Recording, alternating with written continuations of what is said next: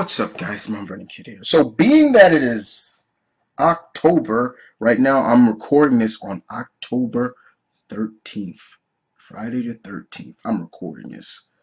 So I don't know when this is going to go up, but I'm recording it now, the 13th. And I decided, you know what? Since it's the month of Halloween, Old Hallows Eve, Old Hallows, who I should watch some more scary shit. You guys seem to like when I watch scary stuff, and I got a couple of people I know I can go to probably get a good scare out of me or not. So we're gonna start it off, y'all, with a little thing from Mr. Nightmare, or Mr. Nightmare, known as 4 Disturbing True Playground Horror Stories. Link in the description down below, as always. If you want to go to the channel, subscribe. He makes good content. Yes, he does. But as always, you know me, guys, I chop out the last part, so we're only going to listen to 3 of 4 of the stories. You want to listen to the 4th? You have to go to Mr. Nightmare's channel. Link in the description down below. You hit that play button. Let's go. I like that. I'm going to use that one too. But you hit that play button, the usual slogan, you hit that play button, god damn it, you're going to get your entertainment's worth. But yeah, hit that play button, let's go. Okay, anyway, I got problems. All right, here we go. All right, here we go. 4 disturbing true playground horror stories. Now, word, see, come on, man.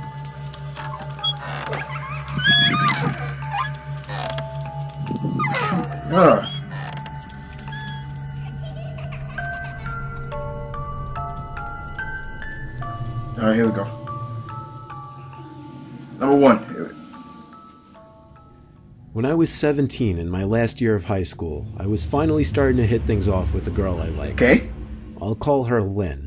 Good name. Lynn was a big pot smoker. At the time, I don't fuck with weed heads, man. But I went along with it just because. I don't fuck with weed heads. I live a couple blocks from her, so I always walked before I got a car. Across the street from her house is a park. Commonly at night, she'd instant message me on AOL to come hang out at the park. Sometimes we'd just sit on the playground at night and talk for hours. Sometimes she'd convince me to smoke with her. It was always such a private place to hang out and talk, especially at night. A line of thick trees surrounded the playground as well, creating a wall of sorts. Well, one night we both snuck out around 12 and met at the playground in the park. We talked for a while. Then Lynn perked up, playfully hit me on the shoulder, and said we should play hide and seek. Why? It may sound immature for a couple seniors in high school to play hide and seek, but it just seemed like it would be fun. She told me to go to the trees and count to 30. When I was done, my first instinct was of course to check the playground, and if she wasn't there, I'd move on to the picnic bench area. We always had flashlights on us when we went to the park, because this was before everyone had phones with flashlights in their pockets. I stepped from the grass onto the wood fiber mulch surrounding the playground. I aimed my flashlight up to the playground, because I guess I was too lazy to go up there if I didn't have to. You know those big plastic circular things with a bunch of tiny holes in it that a lot of playgrounds have? Yeah. Maybe not, but there was one of those things up at the highest level of the playgrounds, and through a bunch of holes, I could see what appeared to be skin and a jacket, but what stood out the most was her eye peering through one of the holes. Instead of going up there right away, I decided it would be fun to kind of mess with her. I waved the flashlight around the playground, pretending like I didn't see her. I was going to walk to the picnic area, turn on the flashlight, walk around to the trees, back to the playground, sneak up on her, and scare the living daylight out of her. Don't ask me why, I just wanted to. I walked to the picnic area, shut off the flashlight, and snuck back over to the playground. I was careful not to make noise as I crept through the wood chips that the playground sat on. Before I could even step foot on the first platform of the playground, something grabbed my arm and pulled me. What the fuck, man? I actually screamed, but stopped when I heard Lynn's laughter. I turned on the flashlight and was relieved to see it was her. The prank obviously backfired completely. That's not funny. After that, we went back up to the second level platform of the playground that we always chilled in. I asked her if she knew that I saw her behind that plastic thing at the top of the playground. I bet you that wasn't her. But she was confused. She acted as if she never went up there. I explained to her that I saw someone up there. We both looked up as the tiny creaking sounds we had been hearing every so often suddenly made a disturbing amount of sense. I aimed the light up there, which revealed someone's head hunched over the railing of the platform above us. At the same time, we heard footsteps kicking the wood chips around right below the platform we were sitting on. I made the first move for us to run, and Lynn followed suit. I turned out my flashlight while we ran, which wasn't long since Lynn's house was right across the street. We went to her room, shut the curtains, and I stayed there for the night, not wanting to go home. That marked the end of our late night visits to the park. Okay, what the fuck was in that playground?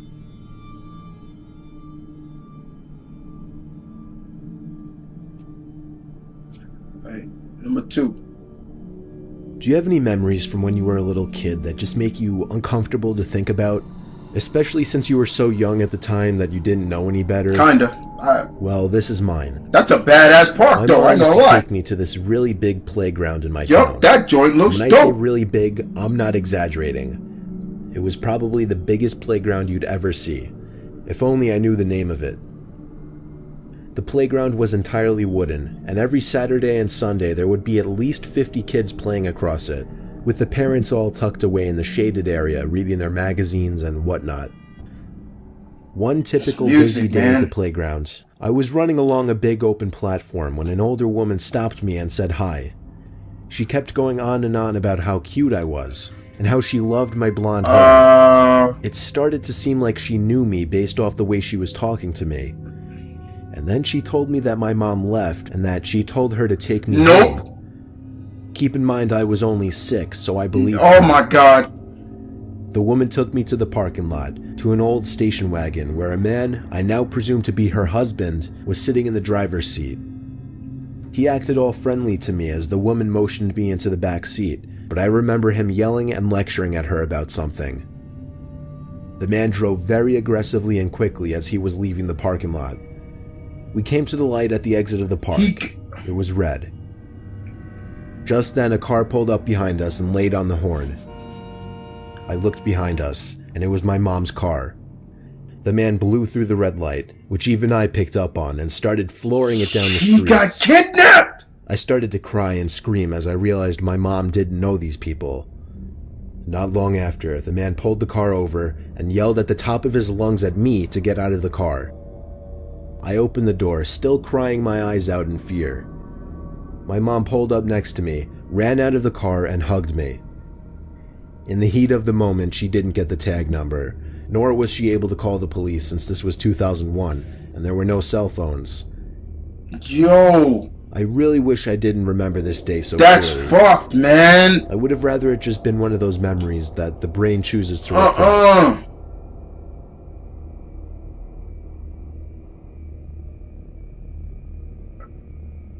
Alright, third story. Oh my god, that looks creepy. Living with my 5-year-old son. I have an old wooden playground in my backyard. That looks fucking creepy. A tire swing, monkey bars, and a big slide. What's that in the corner? Okay, it's just a shot. A couple times recently, Hell no. I heard noises coming from the playground at night.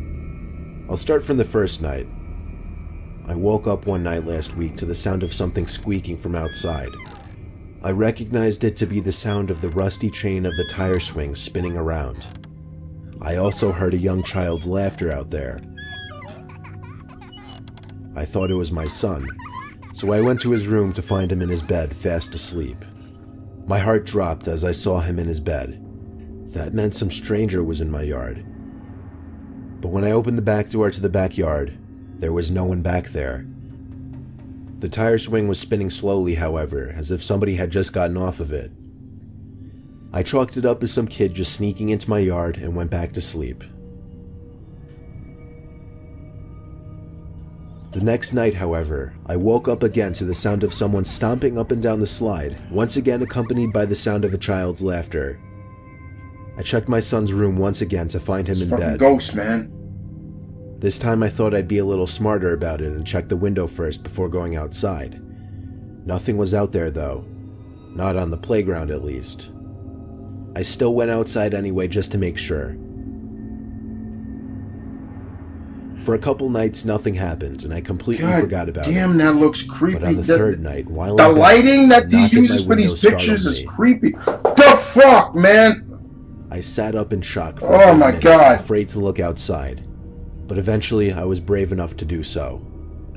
I looked out the foggy window. Through the smudge, I could see both the swings on the swing set swinging lightly, accompanied with the laughter of a child again. I ran as fast as I could down those stairs and out the back door, but instead of finding a couple of deviant little kids back there, instead I saw some towering figure looming at the top of my playground, surely looking at me. My courage turned to pure cowardice as I turned to run back inside, lock the door, and dial 911. The wait for an officer to arrive was the longest 20 minutes I'd ever experienced. What the fuck, man? By the time they got there, though, the figure on the playground was gone. Was it Slender Man? They took down what little information I could give them and left. I wish I could say that was the last occurrence, but just last night, there was another knock at my window. I simply ignored it this time, though. I'm dreading going to sleep tonight. I think I'm going to install security cameras on my house soon. Either way, I'll give an update on what happens.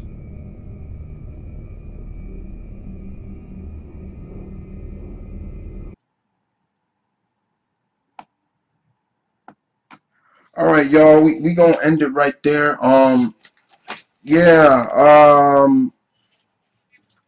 Like I said before, you want to hear the last story, go to the link in the description down below. Check out for yourself.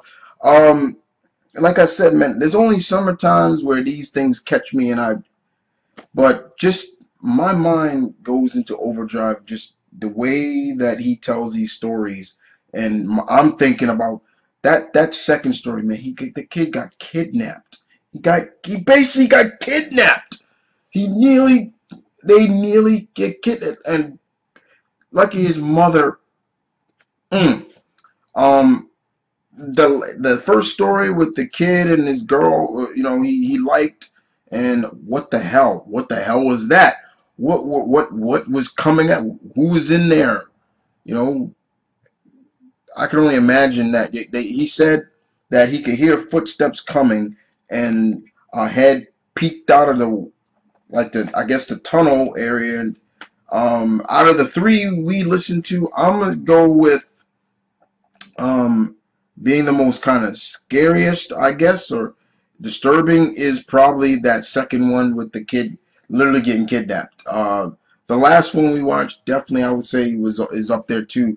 He said a towering figure. We talking Slender Man here? I don't know.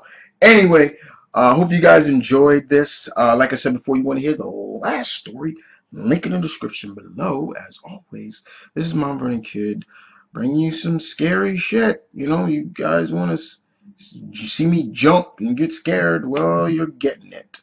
I hope you enjoy it, because I ain't going to be sleeping well for a while now. Thank you very much. Nope. Nah, I'm not like that. But anyway, you guys take care.